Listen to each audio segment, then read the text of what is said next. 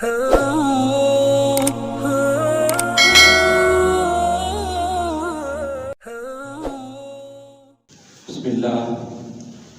اللہ والحمد للہ والصلاة والسلام علی رسول اللہ وعلی آلہ واصحابہ ومن والاه اما بعد اعوذ باللہ من الشیطان الرجیم بسم اللہ الرحمن الرحیم یا ایھا الناس اعبدوا ربکم الذی خلقکم والذین من قبلکم لعلکم تتقون سبحان ربک رب العزة عما یصفون وسلام علی المرسلین والحمد للہ رب العالمین۔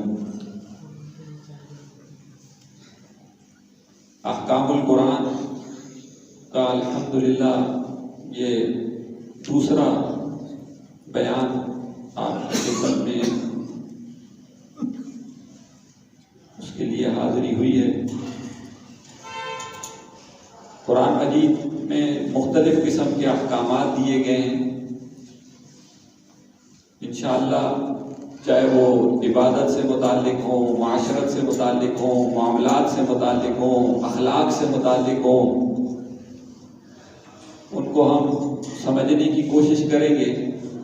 لیکن ان احکامات میں جانے سے پہلے جو سب سے پہلے قرآن مجید میں حکم دیا گیا ہے سورہ بقرہ کے بالکل ابتدائی رکوع میں، اور وہ یہ ہے کہ ہمیں اللہ نے اپنے بندے ہونے کے اعتبار سے ایک حکم دیتے ہوئے فرمایا ہے اعبدوا۔ عربی پڑھنے والے جانتے ہیں کہ یہ ایک امر کا صیغہ ہے، ایک آرڈر ہے جو اللہ کا بندوں کو دیا جا رہا ہے۔ تو ترتیب میں دیکھیں تو غالباً یہ قرآن مجید کا سب سے پہلا حکم ہے جو ہمیں دیا گیا ہے۔ دیکھیں قرآن مجید جو نازل ہوا ہے وہ کسی اور ترتیب سے نازل ہوا ہے۔ سب سے پہلے کون سی سورت نازل ہوئی ہے؟ آپ کے علم میں ہوگا نا، سب سے پہلے کون سی سورت نازل ہوئی؟ اقرأ باسم ربک الذی خلق، لیکن وہ ہے کہاں پر؟ 30ویں پارے۔ اس کے علاوہ جو اما پارے میں یا آخری پاروں میں صورتیں ہیں وہ زیادہ تر مکی ہیں، وہ پہلے نازل ہوئی ہیں۔ اور قرآن کے ابتدا میں سورہ بقرہ، سورہ آل عمران، سورہ نساء، سورہ مائدہ، سورہ انعام، ان میں سے اکثر صورتیں یا صورتوں کے اکثر حصے وہ بعد میں مدینہ منورہ میں ہجرت کے بعد نازل ہوئے ہیں۔ لیکن ترتیب میں جو پہلے نازل ہوئی ہیں ان کو پیچھے کر دیا گیا، اور جو بعد میں نازل ہوئی ہیں ان کو پہلے رکھا گیا۔ تو پہلا حکم تو ہمیں اقرا، اللہ نے جو وحی نازل کی پڑھنے کا دیا ہے۔ لیکن قرآن کی ترتیب میں دیکھیں تو ہمیں نظر آتا ہے پہلا حکم جو اللہ ہمیں دے رہا ہے وہ اعبدوا، عبادت کا ہے۔ اگرچہ یہ مضمون آپ کو تھوڑا سا پرانا سا لگے کہ یہ بار بار سنا ہوا مضمون انسان ہے، وسوسہ آتا ہے، تو کیونکہ آج کل ہر چیز میں ایک جدت سے ہی آدمی کو لذت محسوس ہوتی ہے۔ بچوں کے نام رکھنے کی عجیب عجیب قسم کے نام، کوئی نیا نام ہونا چاہیے، اگرچہ وہ اوٹ پٹانگ قسم کا کیوں نام نہ ہو۔ کیونکہ ہم چونکہ تھوڑی بہت عربی سے واقفیت رکھتے ہیں، تو جب بچوں کے نام سنتے ہیں، نئی نسل جو نام رکھ رہی ہے، تو بالکل اوٹ پٹانگ قسم کے نام ہوتے ہیں۔ تو جدت ہر چیز میں ایک نیا پن، چیز بھی وہ سنیں گے جو نہیں ہو بس۔ اسی لیے جو آدمی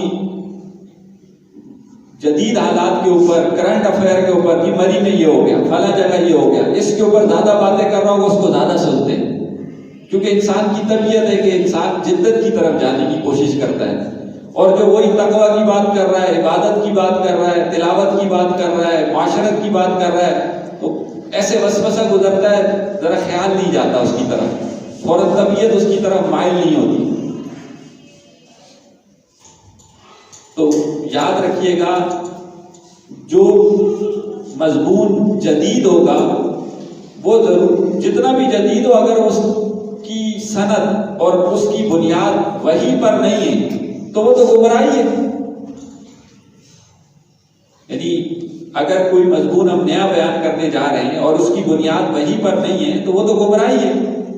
اور کلو یعنی وہ بدعت ایک نئی چیز ہے. کلو بدعت ضلالہ وکل ضلالۃ فی النار، وہ تو گمراہی ہے. تو پتہ چلا مضمون جتنا بھی نیا ہو اگر اس کی بنیاد پرانی نہیں ہے، وہی پر نہیں ہے، تو اس کا کوئی فائدہ نہیں ہے. اس لیے ہمیں تسلی رکھنی چاہیے کہ اگرچہ آج ہم جو عبادت کے بارے میں مضمون سننے جا رہے ہیں، انشاءاللہ عنوان اس کا پرانا ہے، عبادت کا ہمیں حکم دیا گیا ہے، ٹائٹل اس کا پرانا ہے، لیکن اس کے اندر جو ہم اب سیکھیں گے وہ انشاءاللہ بہت سو کے لیے ایک نئی چیز ہوگی علم کے اعتبار سے، کہ ہمیں معلوم نہیں تھا، یا علم تو تھا لیکن ہمیں استحضار نہیں تھا. ایک ہوتی ہے نالج، ایک ہوتی ہے پریکٹس. نالج علم میں آنے والی چیز کو کہتے ہیں، لیکن اگر آدمی کے عمل میں نہیں ہے تو وہ بے عمل ہے، جتنی بڑی اس کے پاس معلومات ہو. تو بہت ساری چیزیں ہمارے علم میں ہوں بھی صحیح، لیکن چونکہ ہمیں اس کا استحضار نہیں ہے، غلبہ نہیں ہے. بہت ساری دعائیں ہمیں یاد ہوتی ہیں لیکن موقع پہ پڑھ، مسجد میں داخل ہونے کی دعا ہر آدمی کو یاد ہے، اللہم افتح لی ابواب رحمتک، لیکن کتنے ہوں گے جن کو مسجد میں داخل ہوتے ہوئے یاد رہتا ہو کہ مسجد میں داخل ہونے کی یہ دعا پڑھنی ہے؟ یہ کیا ہے؟ علم تو ہے لیکن استحضار نہیں ہے، نالج تو ہے لیکن پریکٹس نہیں ہے. تو ایسے علم کا بھی کوئی فائدہ نہیں ہے. تو انشاءاللہ ہم اگرچہ یہ عنوان اس حکم کا کہ اے لوگو عبادت کرو، یہ ہے پرانا عنوان، پرانا ہے، لیکن جو ہم علم سیکھنے جا رہے ہیں یا تو ہمارے لیے علم ہی نیا ہوگا یا کم سے کم ہمیں استحضار پیدا ہوگا. تو اللہ تعالیٰ ہمیں علم کے ساتھ علم کا استحضار بھی دے دے تو انشاءاللہ ہمارے لیے فائدہ مند ہوگا. ایک حکیم صاحب کے پاس ایک آدمی دوائی لینے جاتا ہے اور دوائیاں لیتے لیتے تنگ آ جاتا ہے کہ کوئی فائدہ نہیں ہو رہا. آخر آ کر کہتا ہے حکیم صاحب کوئی نیا نسخہ کوئی اور، اس سے تو آرام آ ہی نہیں رہا. تو حکیم صاحب اگر نسخہ نیا بھی دیں گے تو ہوگا وہ پرانے اطباء اور قدیم طبیبوں سے ہی منقول ہوگا، اگرچہ ڈاکٹر کے اعتبار سے مریض کے اعتبار سے نیا ہی ہو. تو مریض کے اعتبار سے تو نیا ہوگا، لیکن جو طبیب صاحب نے نسخہ نیا دوا چینج کر کے دی ہے مریض کے اعتبار سے نیا، لیکن ڈاکٹر کے اعتبار سے تو پرانا ہی ہے. تو بالکل ایسے ہی ہم سوچیں کہ یہ جو مضمون ہے تو وہ پرانا ہی، لیکن آپ کے لیے شاید اس اعتبار سے نیا ہو کہ اس میں کوئی بات آپ کو نئی سیکھنے کی مل جائے. اور جب آدمی سیکھنے کی نیت سے، طلب کی نیت سے بیٹھتا ہے تو اس سے فائدہ ہوتا ہے. ابھی چند دن پہلے ہمارے مدرسے میں طلبہ کے درمیان تقریری مقابلہ ہوا. تو طلبہ ابتدائی درجات کے استاد 15 سال ہو گئے پڑھاتے ہوئے، لیکن ایک استاد مجھے کہنے لگے اس طالب علم نے ایک ایسی بات کی جو مجھے بھی سیکھنے کا موقع مل گیا کہ یہ ایک نئی بات تھی جو مجھے آج تک معلوم نہیں تھی. تو بعض اوقات آدمی جب طلب سے بیٹھتا ہے، شوق سے بیٹھتا ہے، نیت اور ارادے سے بیٹھتا ہے تو اللہ تعالیٰ اس کو کوئی نئی چیز سیکھنے کے اور ہدایت اور نئے چیز پر عمل کرنے کی توفیق عطا فرما دیتے ہیں. تو بہرحال پہلا حکم قرآن مجید کا ترتیب بدلی ہے. نزول کے اعتبار سے یہ آیت ہو سکتا ہے بہت عرصے بعد، کوئی 8 سال 7 سال بعد نازل ہوئی ہو، لیکن رسول اللہ صلی اللہ علیہ وسلم نے جب صحابہ کو کہا کہ اس کو لکھو تو اس کو ترتیب میں پہلے رکھا ہے، ابتدا میں آ گیا. بالکل پہلا حکم قرآن مجید کا جو ہمیں امر ہے، آرڈر ہے، وہ کیا ہے؟ اعبدو، اے لوگو عبادت کرو، عبادت کرو. اور عبادت ہماری زندگی کا مقصد ہے. ایک مشہور آیت ہے، سنتے رہتے ہیں، وما خلقت الجن والانس الا لیعبدون، کہ میں نے نہیں پیدا کیا انسانوں اور جنوں کو مگر صرف اپنی عبادت کے لیے، صرف اپنی عبادت کے لیے. اگرچہ بہت سارے احکام قرآن مجید کے ایسے ہیں کہ جب اللہ تعالیٰ وہ حکم بندوں کو دیتے ہیں تو فرشتوں انسانوں کے ساتھ جنوں کا تذکرہ نہیں کرتے. جن بھی مکلف ہے نا، جن بھی مکلف ہے، لیکن اللہ تعالیٰ جنوں کا تذکرہ نہیں کرتے. کہیں اللہ تعالیٰ حکم دیتے ہوئے انسانوں کے ساتھ جنوں کا تذکرہ بھی کر دیتے. بہت کم، یہ ان بہت کم جگہوں میں سے یہ وہ آیت ہے جہاں سے انسانوں کا تذکرہ نہیں کیا گیا، جنوں کو بھی کہا گیا کہ تمہیں بھی میں نے عبادت کے لیے پیدا کیا گیا. تو اس سے پتہ چلتا ہے کہ کتنی زیادہ عبادت کی اہمیت ہے. اور عبادت کی ضرورت تو ہم سمجھتے ہیں، بچہ بھی سمجھتا ہے ضرورت کی، عبادت کی ضرورت کیا ہے. جب مسلمان ہونے کے ناطے لیکن عبادت کی حقیقت کو ہم نہیں سمجھتے. عبادت کی حقیقت ہماری نظروں سے یا تو ہے بھول جاتے ہیں یا ہے ہی نہیں. یہ چیز آج سیکھنے کی ہے. اللہ تعالیٰ نے ہماری تخلیق کا مقصد ہی یہی بنایا. اور ایک جگہ تو اللہ تعالیٰ فرماتے ہیں ما ارید منہم من رزق، میں ان انسانوں سے رزق نہیں چاہتا کہ یہ خود اپنے لیے بھی رزق کمائیں، اپنے عیال کے لیے رزق کمائیں.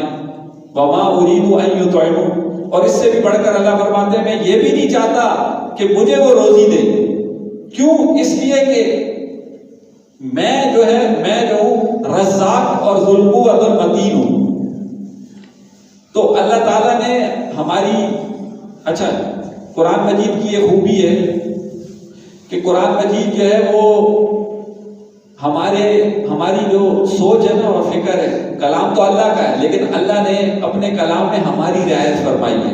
ورنہ تو اللہ کا کلام کلاموں کا بادشاہ ہے، اس کا تو مقابلہ ہی کوئی نہیں. لیکن اللہ نے پھر بھی ہماری رعایت کرتے ہوئے آسان انداز میں ہمیں سمجھایا ہے. قرآن مجید ہمارے محاورے اور ہماری عادت کے مطابق نازل ہوا ہے.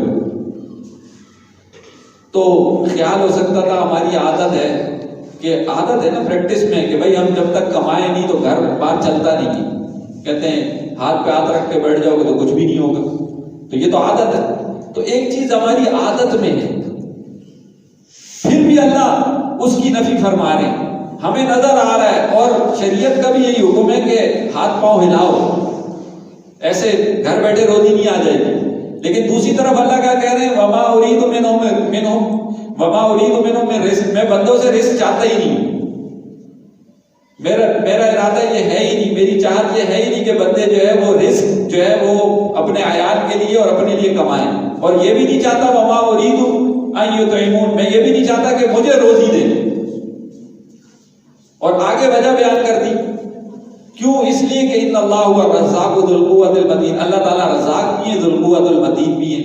تو جو آدمی رزق دینے والا ہو اور خود طاقتور ہو اس کو کیا ضرورت ہے دوسروں سے. یہاں ایک شبہ پیدا ہو سکتا ہے کہ ٹھیک ہے اللہ نے اس سے تو منع کیا کہ میں تمہارے ایک جگہ اس سے پہلے ایک اور آیت سنیں. اللہ تعالیٰ فرماتے ہیں کہ وَأْمُرْ أَهْلَكَ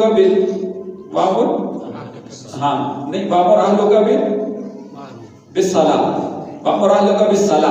اللہ تعالیٰ فرماتے ہیں اپنے اہل کو نماز کا حکم دیجیے، ٹھیک ہے جی، اور اس پر دوام اختیار کیجیے.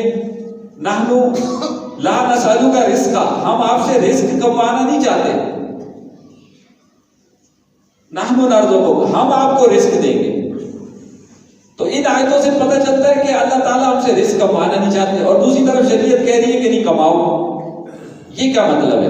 تو اللہ نے ہماری عادت سے جو شبہ ہو سکتا تھا اس کا جواب دے دیا کہ بھائی ایک ہوتا ہے رزق کمانا ضرورت اور حاجت کے لیے، جس کو کہتے ہیں کسب دنیا.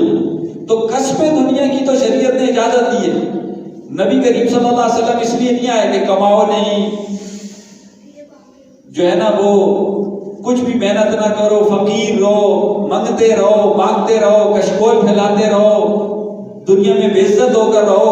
الیاذ باللہ اس لیے نہیں، یہ حکم نہیں دیا نبی کریم صلی اللہ علیہ وسلم نے. ہاں یہ کہا کماؤ، لیکن قارون اور فرعون وغیرہ جیسے لوگوں کا رویہ اختیار نہ کرو، جس کو ہم دوسرے لفظوں میں کہتے ہیں کسب دنیا سے تو منع نہیں کیا، حب دنیا سے منع کیا کہ دنیا کا. اسی تو کہا گیا کہ جو ہے وہ کسب الحلال فریضۃ بعد کل الفریضہ، ہر فرض کے بعد حلال کمانا سب سے بڑا فریضہ ہے. جو اللہ نے عبادات کی اس کے بعد حلال کمانا سب سے بڑا فریضہ ہے. اور دوسری طرف فرمایا کہ حب الدنیا راس کل خطیئۃ، دنیا کی محبت ہر چیز کی برائی کی جڑ ہے. تو یہ کیا ہے؟ ان چیزوں کو آپ اگر جمع کریں تو سمجھ میں آتا ہے کہ شریعت یہ چاہ رہی ہے کہ کماؤ، محنت کرو، ہاتھ پاؤں ہلاؤ. کسب دنیا سے منع نہیں کیا، لیکن جو حب دنیا ہے نا، دنیا کی محبت، اس سے شریعت بہت سختی سے منع کر رہی ہے کہ وہ تمہارے دل میں نہیں ہونی چاہیے. اس کا پتہ کیسے چلے گا؟ اس کا آسان سا ٹیسٹ ہے، کوئی بہت بڑی سائنس نہیں ہے، بہت آسان سا ٹیسٹ ہے. دنیا اور آخرت کی جہاں مزاحمت ہو رہی ہو نا، وہاں ہم دنیا کو چھوڑ کر آخرت کو اور دین کو ترجیح دے دیں تو سمجھو یہ پاس ہے، اور جہاں دنیا اور آخرت کی مداحمت میں آپ نے دنیا کو ترجیح دے دی تو سمجھو دین نہیں ہے۔ مثلا نماز کا وقت ہے، ڈاکٹر بیٹھا ہوا ہے، مریض بیٹھے ہوئے، اگرچہ کوئی سیریس مسئلہ نہیں ہے، نماز کا وقت ہے، کہاں کھڑے میں اور کوئی اتنا ایسا ہنگامی حالات نہیں ہے کہ تھوڑی دیر نماز کی وجہ سے اس کو مؤخر نہ کیا جائے، لیکن وہ ترجیح دیتا ہے کہ پہلے گاہکوں کو فارغ کر دوں اور نماز کو مؤخر کر دیتا ہے یا چھوڑ دیتا ہے۔ تو اس سے پتہ چل رہا ہے کہ یہ کسب دنیا نہیں ہے، حب دنیا ہے۔ تو بس ایک آسان سا ٹیسٹ ہوتا ہے، ہر آدمی اپنے آپ کو اس میں خود چیک کر سکتا ہے کہ جہاں دین اور دنیا کا آپس میں موازنہ ہو اور مقابلہ ہو، اس وقت وہ دین کو ترجیح دے دے، آخرت کو ترجیح دے دے، دنیا کو پیچھے کر دے تھوڑی دیر کے لیے، بالکل چھوڑنے کا حکم نہیں ہے، تو پتہ چل جاتا ہے کہ اس کے ہاں دینداری ہے، یہ دنیا دار نہیں ہے، دیندار ہے۔ تو یہ آسان سا ٹیسٹ ہر آدمی کر سکتا ہے۔ اب کتنے موقع آتے ہیں، شادی کا موقع، خوشی کا موقع، غم کا موقع، ملنے ملانے کے موقع، ہم بہت سارے کاروبار، تجارت کے موقع، ملازمت، نوکری کے مسائل، لیکن ہم یہاں ہر جگہ اپنے آپ کو ٹیسٹ کریں کہ ہم کس کو ترجیح کس وقت دے رہے ہیں۔ اللہ کا حکم کیا تھا، ہم نے کیا کیا؟ یہاں حکم تھا سچ بولو، لیکن ہم نے اپنے مفاد کے لیے جھوٹ بول کر 2 نمبری کر دی، غلط سودا بیچ دیا۔ تو یہاں آپ نے کیا کیا؟ یا بات کو چھپا دیا، گاہک کو پوری طرح واضح نہیں کیا۔ حدیث شریف میں کہا گیا اگر گاہک صحیح طرح سے اپنے روپے پیسے کو، یعنی وہ اس زمانے میں سکے چلتے تھے، اس میں کوئی کھوٹ اختیار نہ کرے، اور دکاندار اپنی سودے کے اندر کوئی بات چھپائے نہیں اور صاف صاف بیان کر دے، تو بوری کا لہما، ان دونوں کے لیے برکت پیدا کر دی جاتی ہے۔ تو بہرحال یہ آسان سا طریقہ ہوتا ہے۔ تو بہرحال شریعت نے ہمیں کسب دنیا کمانے کا تو کہا ہے، لیکن حب دنیا سے منع کیا ہے۔ اب جہاں یہ چیز آ جاتی ہے کہ توازن آدمی رکھے، تو وہ ہے اللہ کی عبادت، اس کو کہتے ہیں اللہ کی عبادت۔ تو بہرحال ایک طرف اللہ نے ہماری عادت کی بھی رعایت رکھی ہے، اللہ نے ہماری عادت کی بھی رعایت رکھی ہے کہ یہ نہیں کہا کہ یہاں کمانے کا مطلب یہ ہے کہ ایسا کمانا جس کی وجہ سے آپ دنیا کو آگے کر دیں اور آخرت کو پیچھے کر دیں، وہ منع ہے۔ وما اريد منكم من رزق، میں تم سے رزق کموانا نہیں چاہتا، یہ مطلب نہیں کہ بالکل ہی نہ کماؤں۔ تو بہرحال شریعت کا ایک مزاج ہے، شریعت نے ہمیں عبادت کی ضرورت کو تو ہم میں سے ہر آدمی سمجھ رہا ہے، لیکن عبادت کی حقیقت کو نہیں سمجھتے۔ لیکن ہمارے اردو دان ہونے کا ایک فائدہ ہے کہ ہمیں عبادت کا لفظ بڑی آسانی سے سمجھ میں آ جائے گا۔ وہ کیا؟ وہ یہ کہ دیکھیں، عبادت کا لفظ سے بنتا ہے عبد کا جملہ ہم اپنی زبان میں بہت عام استعمال کرتے ہیں، نام رکھ دیتے ہیں عبداللہ، عبد الرحمن، کیا مطلب؟ اللہ کا بندہ، رحمان کا بندہ۔ تو پتہ چلا عبادت کا مطلب یہ ہوا وہ عبدو، جب اللہ تعالیٰ حکم دے رہے ہیں یا ایھا الناس اعبدوا، اے لوگوں عبادت کرو، یعنی بندے بن جاؤ۔ اور ہم جو ہے نا بہت محدود ذہن کے ساتھ سمجھتے ہیں صرف اللہ کہہ رہے ہیں نمازیں پڑھ لو، حج کر لو، زکوٰۃ دے دو، روزے رکھ لو، بس اس کو ہم عبادت سمجھ رہے ہوتے ہیں۔ حالانکہ اللہ یہ نہیں کہہ رہے، اعبدوا کا مطلب یہ نہیں کہ صرف یہ چیزیں کر لو بس، نہیں، اللہ تعالیٰ فرما رہے ہیں کہ بندے بن جاؤ، عبد شدن، میرے بندے بن جاؤ، بندہ بننا۔ اسی لیے تو نبی کریم صلی اللہ علیہ وسلم نے ہمیں دعا میں کیا سکھایا؟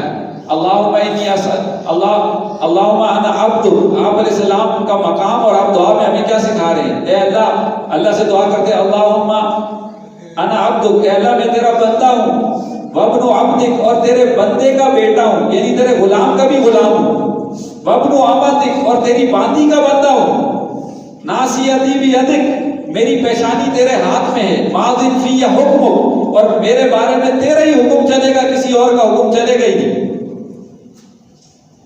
آج کی دنیا تو بندے کو غلامیت کو سمجھتی نہیں ہے، حتیٰ کہ ہم اتنے مرعوب ہیں کہ چند دن پہلے میں نے ایک عجیب بات ایک صاحب سے سنی، وہ انگریزی ترجموں کے بارے میں بات کر رہے تھے، کہتے ہیں سب سے پہلے جو قرآن مجید کا انگریزی میں ترجمہ کیا اس آدمی کا نام تھا پکتھال، وہ مسلمان نہیں تھا،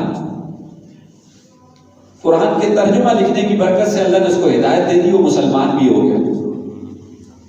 ہم کیا کسی کو ہدایت کی طرف لائیں گے؟ اللہ نے اپنے شاعر کو، قرآن کو، مسجد کو، بیت اللہ کو ایسا بنایا، اسے دیکھ کر لوگ مسلمان ہو جاتے ہیں۔ تو وہ قرآن کا ترجمہ لکھتے ہوئے مسلمان نہیں تھا انگریز، بعد میں مسلمان ہو گیا۔ اس نے اپنے ترجمے میں جہاں غلام کا لفظ آیا نا، قرآن میں عبد کا لفظ آیا تو اس نے اس کا ترجمہ کیا سلیو. سلیو عربی زبان میں غلام کو کہتے ہیں. بعد میں ہمارے بہت سارے لوگوں نے اور ترجمے کیے. لاہور کے ایک پروفیسر ہیں, انہوں نے ایک ترجمہ کیا, لیکن ہم مغربیت سے اتنے متاثر ہو گئے تھے کہ انہوں نے, کیونکہ مغرب نے شور بنایا ہوا کہ انسانوں کو غلام نہیں بنایا جا سکتا, حالانکہ انسانوں کو غلامیت سے زیادہ بدتر حالت میں وہ رکھتے ہیں. جب ان کا کسی سے مقابلہ ہوتا ہے, کسی سے جنگ ہوتی ہے, کسی سے ٹکراؤ ہوتا ہے بڑی بڑی عالمی طاقتوں کا, تو وہ جب انسانوں کو پکڑتے ہیں, چاہے وہ مسلمان ہو یا ان کے مذہبی کی, ان کو کس طرح وہ بدتر انداز سے رکھتے ہیں, تو غلاموں سے بھی برا سلوک کرتے ہیں. لیکن بہرحال جس کی لاٹھی اس کی, تو وہی حال ہے. انہوں نے اتنا شور مچایا ہوا ہے, غلبہ ہے ان کی وہ ترقی کا, اور وہ نظریات تبدیل کر دیتے ہیں. تو بعد میں جب اردو ترجمے لوگ, انگلش کے ترجمے لوگوں نے لکھے, تو ایک صاحب نے لاہور کے, انہوں نے ترجمہ جب انگریزی کا کیا تو ایک زمانے تک وہ بھی مقبول رہا. غالباً عبداللہ یوسف اس طرح کوئی نام تھا, پروفیسر تھے کسی کالج کے. تو انہوں نے اتنی مرغوبیت آئی کہ انہوں نے اس کا ترجمہ کر دیا کہ سلیب کی جگہ جو غلام کا لفظ تھا, ترجمہ تھا, اس کی جگہ کر دیا باؤنڈ مین. باؤنڈ مین کا مطلب جو بندھا ہوا آدمی ہوتا ہے, جیسے غلاموں کو باندھا ہوا. غلام کا لفظ یہ ہٹا دیا تاکہ انگریز کو نہ برا لگے. آپ یورپ میں چلے جائیں, بڑے بڑے اسکالرز ہوں گے, بڑی قرآن کی اچھی تفسیر کریں گے, یہ ہے وہ ہے, لیکن جہاں عورتوں کے معاملات آئیں گے تو بالکل انگریزوں کی, چونکہ وہ کہتے ہیں عورت اور مرد برابر ہے ہر اعتبار سے. ہم تو ہر اعتبار سے نہیں مانتے. اللہ نے مرد کو حاکم بنایا, عورت کو محکوم بنایا. اسی لیے شریعت کا حکم ہے کہ اگر کوئی ایسا معاملہ نہیں ہے کہ جو جس میں شریعت کا کوئی واضح حکم موجود ہے, مباح کام ہے, کر بھی سکتے ہیں, نہیں بھی کر سکتے. ماں بھی کہہ رہی ہے, باپ بھی کہہ رہا ہے, بیٹے کو ماں بھی کہہ رہی ہے یہ کر لو, یہ والی ملازمت کر لو. اب ملازمت کرنا ایک مباح کام ہے, باپ کہتا نہیں وہ والی ملازمت کر لو. ٹھیک ہے جی, اب ٹکراؤ ہو رہا ہے, کس کی مانے؟ تو شریعت کہے گی کہ باپ کی مانو, کیونکہ باپ حاکم ہے, امیر ہے, فیصلہ اس کا فیصلہ ہوگا. ماں محکوم ہے. یہ مطلب نہیں ہے کہ ماں کو کوئی دوسرے درجے کا شہری سمجھا گیا ہے, اس کے اعمال کا مقام, اس کا ثواب, اس کا اجر وہ مردوں سے کم نہیں ہے. لیکن اللہ نے دنیا کا نظام چلانے کے لیے مرد عورت کا ایک توازن رکھا ہے کہ مرد کو حاکم بنایا ہے, عورت کو اس کا تابع اور محکوم بنایا ہے. گھر میں فیصلے مرد کرے گا, عورتیں نہیں کریں گی. مرد کو اس اللہ تعالیٰ نے یہ چیز رکھی ہے, قوامون بنایا. قرآن کے اللہ تعالیٰ فرماتے ہیں الرجال قوامون, مرد جو ہیں وہ حاکم ہے عورتوں کے اوپر. لیکن مغرب کی سوسائٹی یہ کہتی ہے کہ نہیں, کوئی فرق نہیں ہے, زمین انچ برابر بھی فرق نہیں ہے. اگرچہ یہ بھی ان کی منافقت ہے, اگرچہ وہ جب مرد کی طبی میڈیکل اعتبار سے مرد عورت کو ڈیفائن کرتے ہیں اور واضح کرتے ہیں, تو وہ واضح کہتے ہیں کہ مرد کے اندر جو صلاحیت ہے وہ عورت کے اندر جسمانی صلاحیت نہیں ہے. جو کام مرد کر سکتا ہے وہ نہیں کر سکتی. لیکن جب حقوق کی اور فضیلت دینے کی بات آتی ہے تو پھر وہ دونوں کو ساتھ کر دیتے ہیں. تو مان کے بھی نہیں مانتے, وہ تو ان کا منافقانہ رویہ ہے. ایک طرف آپ جائیں, بے انتہا ترقی بھی نظر آ رہی ہوگی, ہر دنیا کی معراج, علم کی معراج آپ کو نظر آئے گی, خوبصورتی, ترقی, جدت, ہر چیز نظر آئے گی. لیکن بیچ میں ہی جوا بھی چل رہا ہوگا. حالانکہ جوا تو ایک چھوٹا سا آدمی, ٹھیک ہے جی, ایک چھوٹا سا آدمی جو ہے نا, وہ ابھی چند دن پہلے ایک صاحب کو میں نے دیکھا, وہ اپنی ویڈیو بنا کر انہوں نے بھیجی. اس میں کیا دکھا رہے ہیں کہ ایک ملک سے دوسرے ملک میں بحری جہاز پہ جا رہے ہیں. وہ بحری جہاز ایسے جیسے 11 منزلہ عمارت ہوتی ہے, اور بالکل ایسے جیسے 11 منزلہ 5 اسٹار ہوٹل ہے. حتیٰ کہ اس کے اندر بحری جہاز کے اندر وہ گاڑیاں لے کے جا رہے ہیں, گاڑیاں بھی اندر پارک کرتے ہیں. سینکڑوں لوگوں کی گاڑیاں اس کے اندر پارک ہوتی ہیں. اندر بحری جہاز کے اندر رستہ ہے, پھر اس کے بعد اس کو جو ہے نا وہ سفر کرتا ہے, ایک ملک سے دوسرے ملک جاتا ہے. اتنا, لیکن اس کو اس کی تصویریں دکھاتے دکھاتے ایک جگہ پر جا کر کہنے لگے یہ دیکھیں یہ جوئے کے لیے کیبن بنے ہوئے کہ اس جہاز میں جو سیر کرنے جائے گا اگر اس نے جوا بھی کھیلنا ہے تو یہاں کھیل لے. ایک طرف تو انسانی ترقی, سائنس کی ترقی کا یہ عالم, اور دوسری طرف بے عقلی اور اعتدال کے جو ہے مزاج کے بگڑے ہونے کا عالم یہ کہ جس جوئے کو جو ہے نا وہ قمار کو شریعت نہیں, ایک عام عقل رکھنے والا غیر مسلم بھی سمجھتا ہے یہ صحیح کام نہیں ہے, اس سے آدمی برباد ہو جاتا ہے, تباہ ہو جاتا ہے. اس کی لت جس کو لگ جائے وہ اپنی نسلیں بھی بیچ دیتا ہے, اپنی بیوی بچوں کو بھی بھیج دیتا ہے, محلوں سے جو ہے نا فٹ پاتھ پہ آ جاتا ہے. ایک دم سے کہاں پہنچ جاتا ہے. اتنے نقصانات ہیں اس کی وجہ سے آدمی اور طرح طرح کی ذہنی جسمانی بیماریوں میں مبتلا ہو جاتا ہے ہارنے کی وجہ سے، اور جیتنے کی وجہ سے بے انتہا خوشی کی وجہ سے بھی کوئی ایسے کام کر جاتا ہے جو معاشرے کے لیے صحیح نہیں ہے. تو اتنے کچھ نقصانات تو ان پر بھی واضح ہیں، لیکن اتنی کوئی ترقی ہونے کے باوجود بھی انہوں نے اس کے اندر جوئے کے کیبن ضرور بنے کہ یہ بھی کھیلو. تو ان کے مزاج میں اعتدال نہیں ہے، کیونکہ ان کو شریعت کا نور نہیں حاصل ہے. ان کی جتنی بھی چیزیں ہیں وہ اپنی سوچ سے چل رہی ہیں. تو بہرحال انہوں نے تو مغرب غلامیت کو، غلام ہونے کو انہوں نے اتنا برا بنایا، اگرچہ وہ غلاموں سے برتر انسانوں کے ساتھ رویہ اختیار کرتے ہیں کہ اس کا لفظ ہی انہوں نے اپنی لغت سے نکال دیا. ہم اتنے متاثر ہوئے کہ ہم نے جو ہے وہ اپنی قرآن کے ترجموں سے وہ لفظ ہٹا دیا کہ انگریز کیا کہیں گے. اگر کوئی انگریز پڑھے گا وہ کہے گا شریعت کیسے غلام، جنگوں میں قیدیوں کو غلام بنانے کی کیسے اجازت دے رہی ہے. غلامیت تو بہت بدتر ترین انسانیت کے ساتھ سلوک ہے. اگرچہ وہ ایک علیحدہ موضوع ہے کہ اسلام غلام کیوں بناتا تھا، اس کے اندر بھی بڑی حکمتیں ہیں، لیکن بہرحال تو انہوں نے باؤنڈ مین کا ترجمہ کیا. پھر سعودی عرب سے جب قرآن مجید کا انگریزی میں ترجمہ شائع ہوا تو انہوں نے اور زیادہ تبدیلی کر دی. اس کے اندر جو ہے نا ہمبل سرونٹ کہتے ہیں ملازم کو، اور ہمبل کہتے ہیں بہت فرما بردار قسم کا، تابعدار قسم کا نوکر. غلام کا ترجمہ یہ کیا. تو یہ کیا ہے؟ یہ سارا کا سارا یہ کہ غلامیت کا تصور انہوں نے بھی بدل دیا اور ہمارے ذہنوں میں بھی غلامیت کا تصور نکل گیا. وہ تو اس کو لفظ کو ہی مٹا دیا انہوں نے انگریزی سے، وہ تو لفظ ہی نکال رہے ہیں، اس کا ترجمہ بدل رہے ہیں. اور ہمارے ہاں ایسا ہو رہا ہے کہ اللہ جو ہمیں کہہ رہے ہیں اور بدو عبادت کرو، بندے بن جاؤ، غلام بن جاؤ، اس کی ضرورت تو ہم سمجھتے ہیں لیکن اس کی حقیقت پوری طرح نہیں سمجھتے. اس کی کیا حقیقت ہے، حقیقت ہمارے ابھی دلوں میں اتری نہیں ہے.